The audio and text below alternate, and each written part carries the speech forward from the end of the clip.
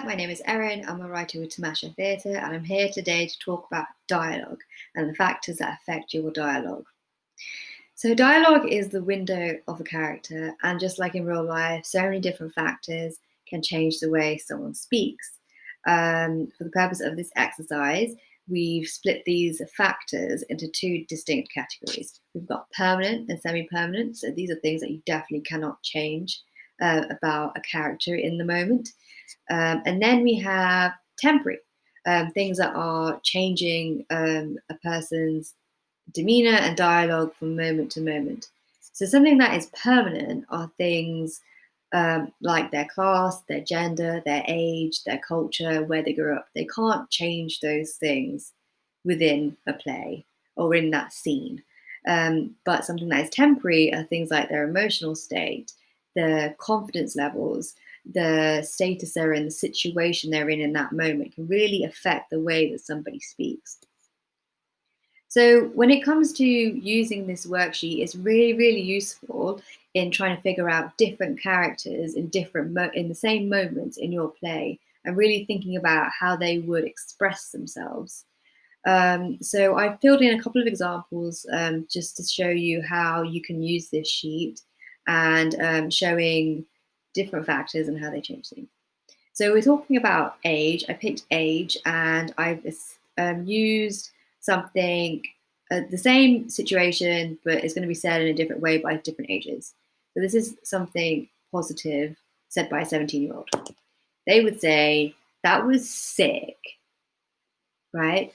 But when it comes to a 35-year-old, they might say, that was really fun. You can see there that an age or somebody's age would really affect their vocabulary and their cultural references to the way that they would express themselves. So a 35-year-old wouldn't really say the word sick, but a 17-year-old would. Something like regions they were born in, or somewhere somebody was born or where they spent time in. Somebody's regions, as you can hear from someone's accent, really changes the certain words they use, and obviously the tone and the delivery of what they say. So someone who was born in Essex, they would say something like, I didn't really think about it, babe.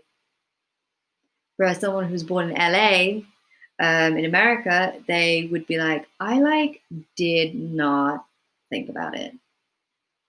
As you can see there, the words and the delivery of it are so different. So like someone from Essex, they had babe on the end of it. It's so much more casual and a bit more flippant. Whereas someone in LA, they're saying the same thing, but they're using very different words and a very different intonation on those words, using like and did not to really express the like seriousness of what they're saying.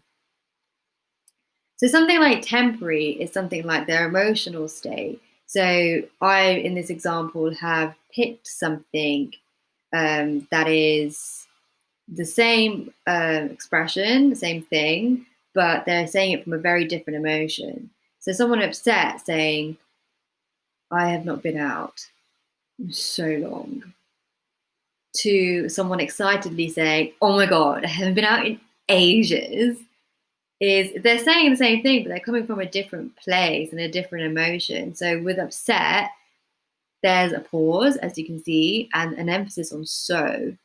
Whereas someone excited, they've got, oh my God, it's very pushed together. There's no space in between their words, and they've got an exclamation mark, and they're really exaggerating their words because they're so excited that they haven't been out.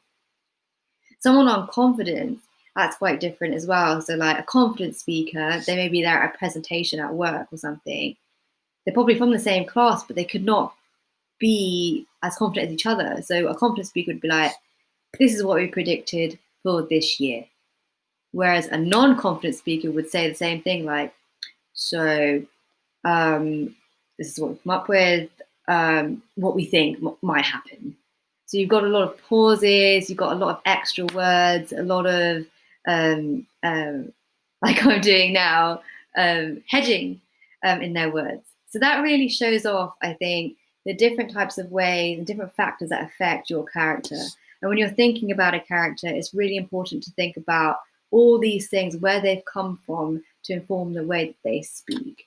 So hopefully you can use this example to build up your character and your dialogue.